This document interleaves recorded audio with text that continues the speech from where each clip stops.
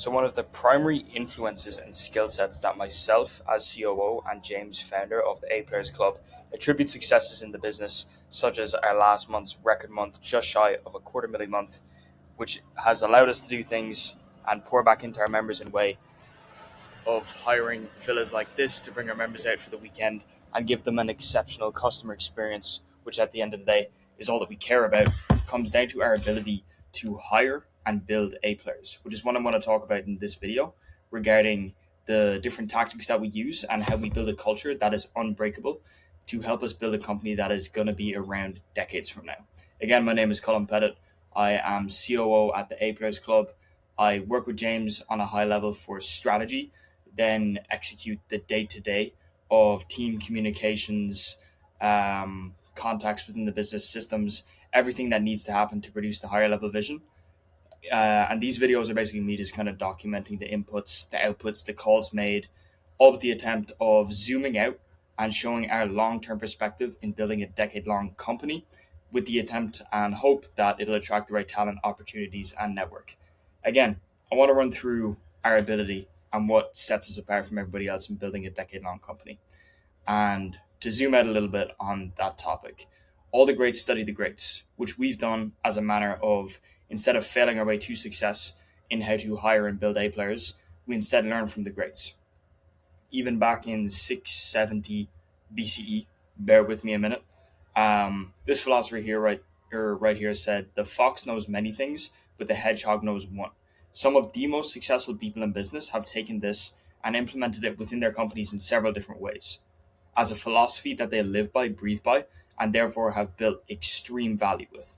We also take it more so in the way of how Ho Nam, I'm pretty sure is how you say it, at Altos Ventures, also interprets it within his venture capital firm. He looks at foxes as people who will try anything and everything over a long-term period and hope for success. They hope that trying this thing, that thing, quitting when they see failure will get them to success in the long term. Some foxes succeed, some don't. Versus hedgehogs are people who are so set on one specific thing. They are so dialed in on one specific mission and they never divert. They always push through failure. And in the end, these are the people that are the most likely cause and highest likelihood, if you want to phrase it like that, that's definitely the way to phrase it, of success in the long term. We hire for hedgehogs.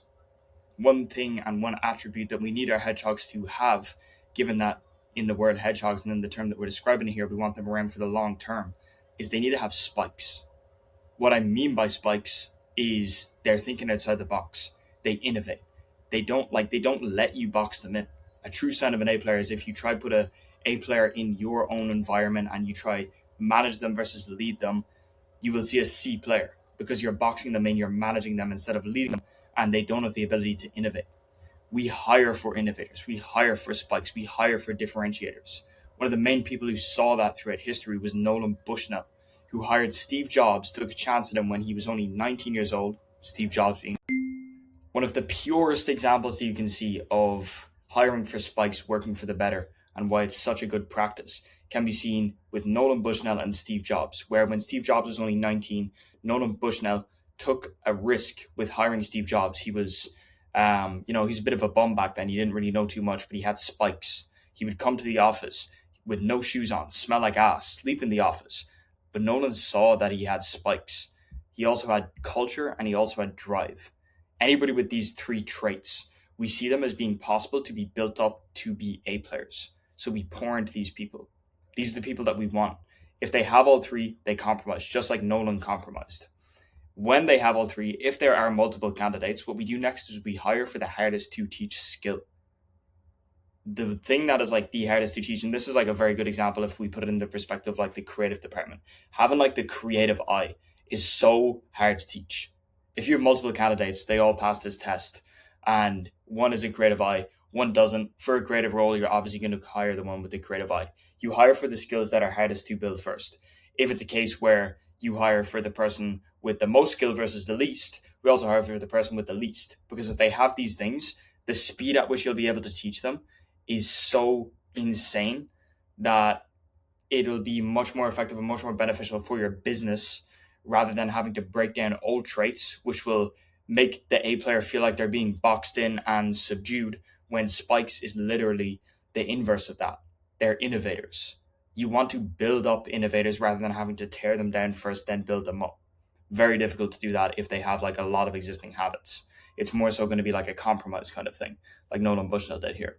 Anyway, when you hire somebody, the next thing you need to do is make your company's mission so big their dreams can fit inside it. This is when personal success occurs, therefore, as a byproduct, because the A players that you hire become stakeholders instead of staff. Let me break down what I mean by this. If your company's mission is so massive that no matter how big the dreams and aspirations of the A player that you bring into the business, if you give them room to grow, if you give them room to express their spikes, if you give them room to create their own role and become the leader of their own role, then they will go above and beyond as long as they can achieve their goals inside your company. So whether it's buying a nice car, whether it's buying a mansion in the future, if they can see the possibility for that inside your company, that means that your company's vision and your company's goal is bigger than their own. So their own can fit inside yours.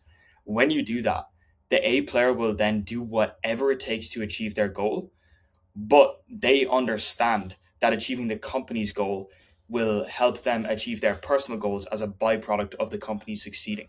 So therefore, A players, if positioned correctly and if the company's mission is set up correctly, then they become stakeholders and investors and will do everything to achieve your goal because it also achieves their own. That's a huge point I want to hit on. Mission can save management for A players.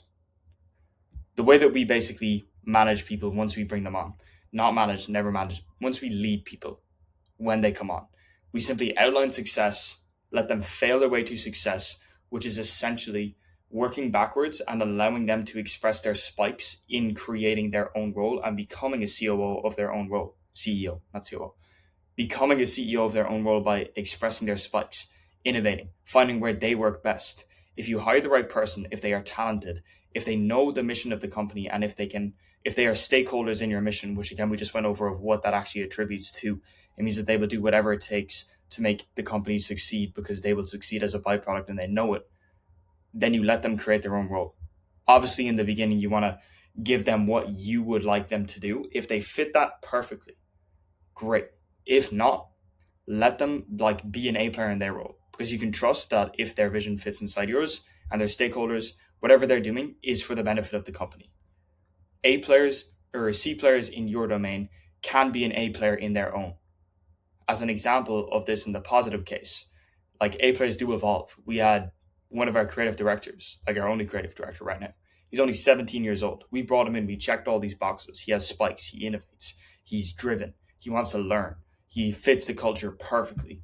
His visions can fit inside our companies because he understands where we're going with this. He understands that we're building a business that will be around a decade from now, and nobody else is doing it like we do it. He understands that. So as a byproduct, he's created his own role.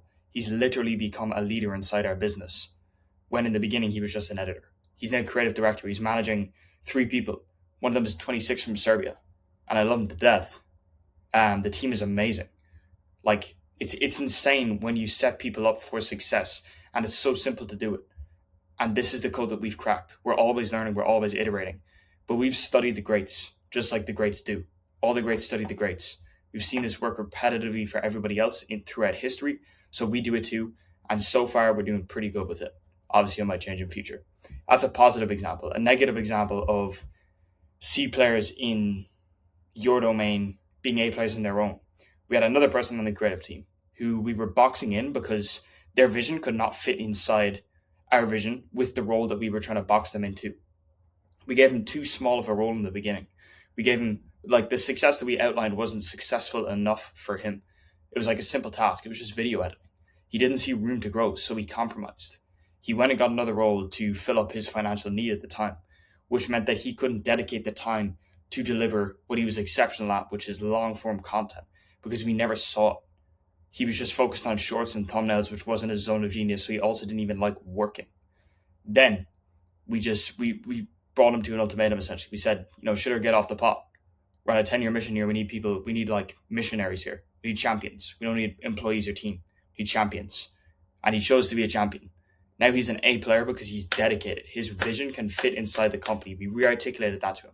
Become a champion because whatever your goal is, it fits inside our vision. And now he's an A player to the max, leading the brand execution in regards to producing the best articulation of brand possible when we are a brand led company, long form content. He's fucking ripping.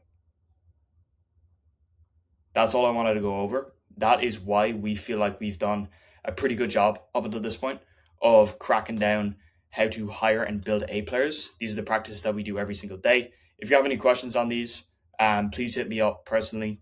Drop a comment below, whatever it is. Feel free to reach me at any time. Happy to jump on a call at any point with anybody. Again, I'm really just here to kind of document things because I know where we're going and I know that we're not stopping. And I know that I'll be looking back at this in a couple of years and saying I wish I could do it all over again. Appreciate it, guys.